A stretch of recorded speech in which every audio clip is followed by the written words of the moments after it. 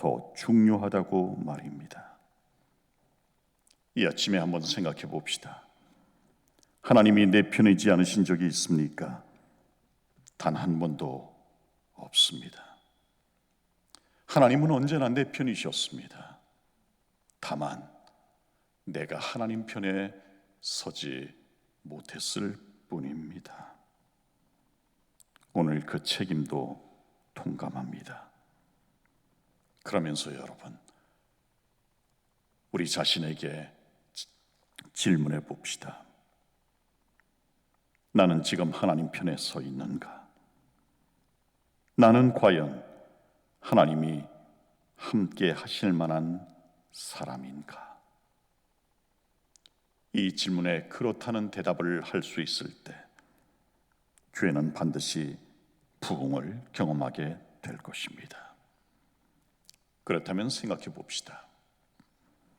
본부교회가 부흥을 경험하기 위하여 우리가 지녀야 될 하나님을 향한 태도는 과연 어떤 태도일까 하는 것 말입니다.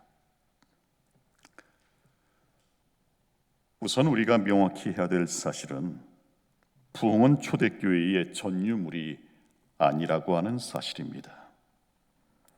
지금도 하나님이 우리와 함께 하실 수만 있다면 이전에 경험하지 못했던 부흥은 일어날 것입니다.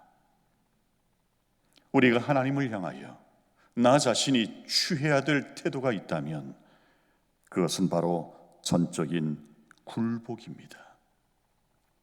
역대하 7장 14절에서 하나님은 우리에게 이렇게 말씀하십니다. 내 이름으로 일컫는 내 백성이 그들의 악한 길에서 떠나 스스로 낮추고 기도하여 내 얼굴을 찾으면 내가 하늘에서 듣고 그들의 죄를 사하고 그들의 땅을 고칠지라고 말입니다. 역대하 7장 14절을 통해서 하나님은 우리에게 두 가지를 명확하게 가르쳐 주십니다. 첫 번째로 하나님은 부흥을 주시기 위해 만반의 준비를 갖추고 계신다는 사실입니다. 여러분, 그렇습니다. 우리를 사하고 우리의 모든 것을 고치실 준비가 되어 있습니다. 하나님이 준비되지 않아서 부흥하지 못한 경험 있습니까? 없습니다. 문제는 전적으로 우리에게, 아니 나에게 있습니다. 또한 우리 본부교회가 부흥을 경험하기 위해서는 두 번째로 하나님께 전적으로 굴복하는 경험이 있어야 합니다. 다시 한번 생각해 봅니다. 나는 정말 하나님 앞에 전적으로 굴복했는가? 그리고 그렇게 굴복하며 살고 있는가 하는 사실 말입니다. 여러분 앞에 고백합니다. 하나님이 내 삶의 주인이실 때보다 내가 주인일 때가 훨씬 더 많았다는 사실을 말입니다. 이 전적인 굴복이 없는 한 부흥은 기대할 수 없습니다.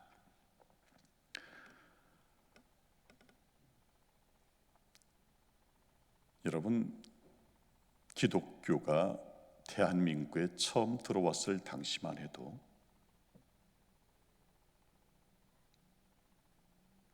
북쪽에 있는 교회가 훨씬 더 교세도 강했고 신도도 많았습니다. 당시 평양의 대부흥을 일으킨 장대현 교회에서 있었던 일입니다. 신앙 부흥회는 시작되었지만 그 누구도 회개하려 드는 사람은 없었습니다. 그야말로 맹숭맹숭한 집회가 시작되고 있었습니다. 그때 그 장대현 교회를 설립한 정말 많은 사람들에게 존경을 받는 한 장로님이 간증을 하기 시작합니다. 과거 누구의 재물을 훔친 죄를 공개적으로 고백하기 시작하는 겁니다. 그의 죄는 10분 이상 계속 터져 나왔습니다. 그리고 그 당사자들에게 용서를 구하기 시작합니다. 그것도 공개석상에서 말입니다. 그분은 장대현 교회를 설립한 사람이고 헌신적인 사람이었고 많은 사람들의 존경을 한 몸에 받는 사람이었습니다. 그런데 자신의 지부가 온 천하에 드러나는 순간이었습니다. 그런데 놀라운 것은 그에게 쏟아진 것은 비난이 아니라 오히려 존경과 격려였습니다. 이렇게 훌륭한 장로님이 자신의 죄를 고백하자 감동을 받은 사람들이 하나 둘씩 자기의 죄를 눈물로 고백하는 일이 연이어 벌어졌습니다. 그리고 그 일은 밤새도록 지속되었습니다. 당시 평양의 대부흥은 회개에서 비롯된 부흥이었습니다. 여러분 마찬가지입니다. 내 안에서도 이 회개가 전제되지 않는다면, 선행되지 않는다면 우리는 결코 개별적인 부흥을 맛볼 수 없을 것입니다. 전적인 굴복의 경험이 없다면 부흥도 없다는 말씀입니다. 이 아침 질문해 봅니다. 과연 나는 하나님께 온전히 굴복한 사람인가? 나는 정말 깊은 회개를 경험한 사람인가? 라오디게아 교회는 이 전적인 굴복이 없어서 뜨뜻미지근한 교회였습니다. 이런 라오디게아 교회를 향한 하나님의 처방은 사라는 것이었습니다. 요한계시록 3장 18절을 제가 읽습니다.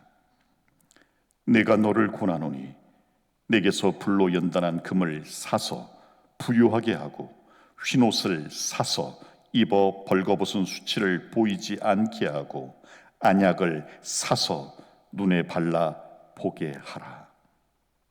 이 말씀에서 3번씩이나 강조되는 동사는 사서입니다. 여러분, 사라는 것이 라오디게아 교회를 향한 하나님의 처방이었습니다.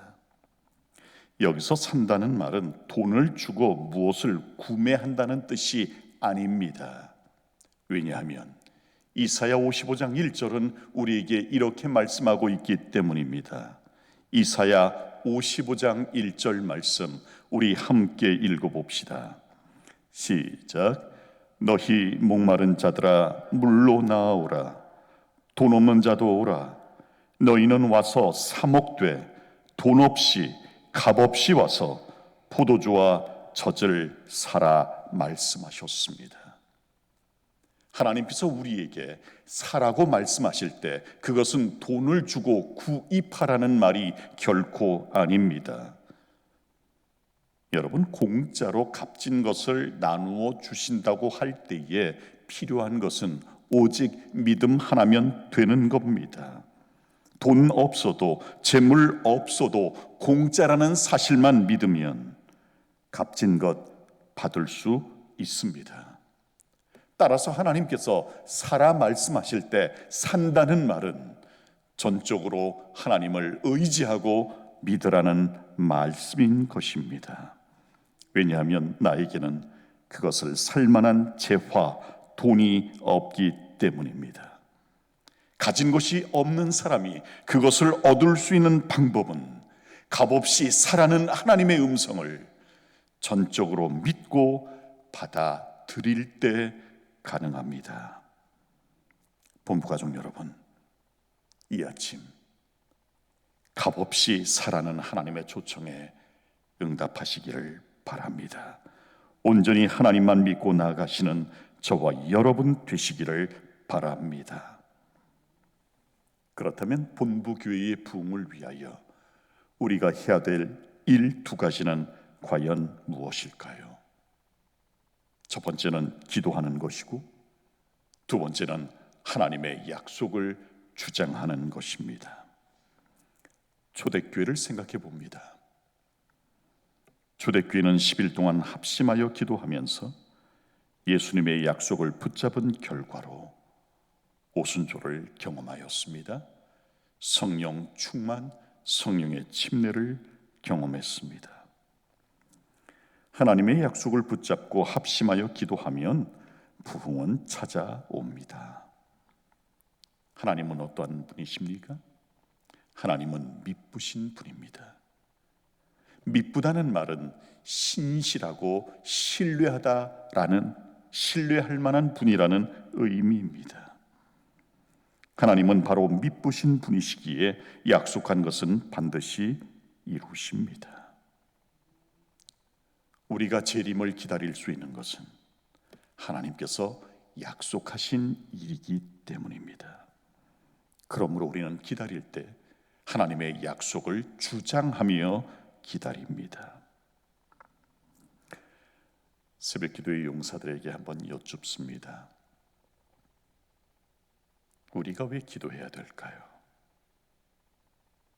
답은 기도는 부흥을 만나게 하기 때문입니다.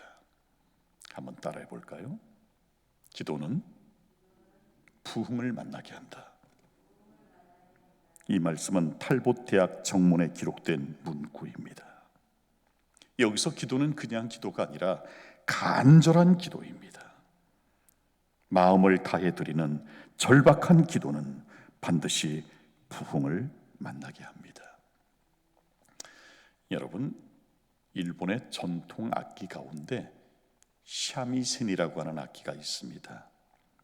마치 기타처럼 생긴 세 줄로 된 악기인데요. 이 샤미센의 장인은 아이러니하게도 앞을 보지 못하는 장님 여성입니다. 그것도 직업 없는 구걸하는 여인입니다. 이 여인은 무엇을 위해 연주하는가? 자기의 생계를 위해 연주합니다. 추운 겨울날 연주를 시작하는데 한 집 대문 앞에서 연주합니다. 그녀가 연주할 때는 어서 대문이 열리고 집 주인이 나와 쌀 한 대박이라도 주기를 바라는 심령으로 간절함과 절박함을 담아서 연주를 합니다. 그렇게 절박한 심정으로 연주를 20년, 30년을 계속하다 보니 샤미센의 최고의 명인이 된 것입니다.